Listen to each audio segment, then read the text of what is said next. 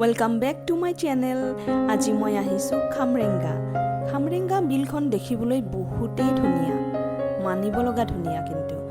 আৰু এই খামৰেংগা বিলখন আছে চন্দ্ৰপুৰৰ ঠাকুৰকুছি গাঁৱত।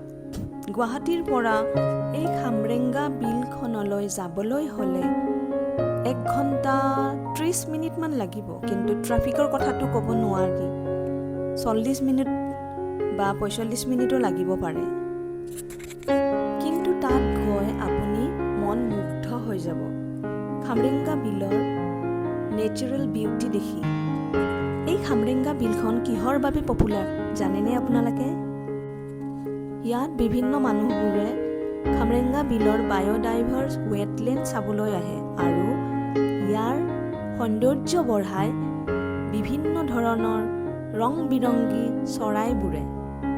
সঁচাকৈ ইয়াত আহি আপুনি পাগল হৈ যাব, ইমানেই ধুনীয়া এই ঠাইখন। আৰু ইয়াৰ পানীৰ মাজত যে মেটেকাবোৰ আৰু এই ৱাটাৰ প্লাণ্টছবোৰে ইমান ধুনীয়া ধুনীয়া ফুল ফুলে, মানে মানিব লাগিব। এতিয়া বাৰু এই ফুলবোৰ নাই, কিছুমান মৰহিও গৈছে, কিন্তু যদি মই জানুৱাৰী মাহত আহিলোহেঁতেন তেনেহ'লে গোটেই জাগাটোৱে ফুলেৰে ভৰি পৰা দেখিলোঁ হয়। মই ফটোত দেখিছিলোঁ, সেইবাবে মই আজি চাবলৈ আহিলোঁ সময় পোৱা বাবে। লাইফটোতো মোৰ বহুতেই বিজি, সময়ে নাপাওঁ, এতিয়াহে সময় পালোঁ। কিন্তু লাকটো বেয়া, মই সেই ফুলবোৰ নেদেখিলোঁ। আহিম আকৌ মই জানুৱাৰী মাহত, যেতিয়া এই ফুলবোৰ ফুলে। আৰু এই দলংটো দেখিছেনে? মই যে খোজকাঢ়ি আহি আছোঁ, এইটোত খোজকাঢ়িব মোৰ কিন্তু বহুতে ভয় লাগিছিলে, কিন্তু তথাপিও পাৰ হ'লোঁ যেনে তেনে ভগৱানৰ নাম লয়। আৰু এইয়া ভিতৰৰ দৃশ্যবোৰ চাওঁ, বহুতেই মন মুগ্ধ কৰা দৃশ্য। যিমানেই ভিতৰত সোমাই যাওঁ সিমানেই মানে মুগ্ধ হৈ যাওঁ। চাৰিওপিনে গছ গছ আৰু গছ, আৰু সেই গছত যে বান্ধি থৈ দিছে জোলনাবোৰ, তাতে জোলনা জ্বলিবলৈ বেলেগ এটা আমেজ লাগিব তাতে জোলনা জ্বলি। আৰু ইয়াত এই পোহনীয়া ৰাজহাঁহবোৰ দেখিছেনে? নাজানো বাৰু পোহনীয়াই হয়নে ইয়াৰে চৰাই হয়, কিন্তু মোৰতো কাষলৈ যাব ভয়ো লাগিছে। মই কিন্তু ৰাজহাঁহলৈ বহুতে ভয় খাওঁ, নাজানো কিয়, সৰুৰ পৰাই মোৰ এটা ভয় আছে ৰাজহাঁহলৈ।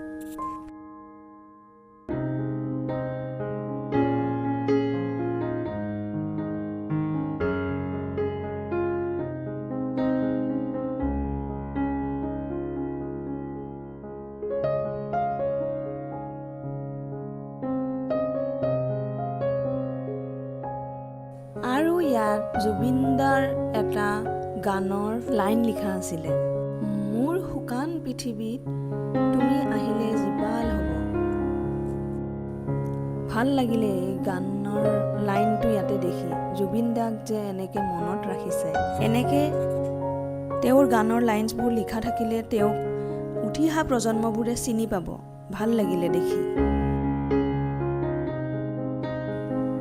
যাবতো মনে নাই, কিন্তু যাবতো লাগিবই, ডিউটি আছে, ঘৰ আছে। ভোকো লাগিছিলে, কাষৰে এটা ৰিজৰ্টত গ'লোঁ, তাতে খানা অৰ্ডাৰ দিলোঁ, খালোঁ। কিন্তু ইয়াত এটা মোৰ বহুত ভাল লাগিলে, এটা বেলেগ স্পেচিয়েল বস্তু আছিলে এট্ৰেক্ট কৰিবৰ বাবে মোক। সেইটো হৈছে ইয়াৰে টেবুলটো। দেখিছেনে এই টেবুলখন? এনেকুৱা লাগিছে মানে হয়ে চাগে, এইটো বহুত পুৰণি গছৰ পৰাই কাটিছে আৰু এনেকে টেবুল বুলি সজাইছে, টেবুল হিচাপে ৰাখিছে।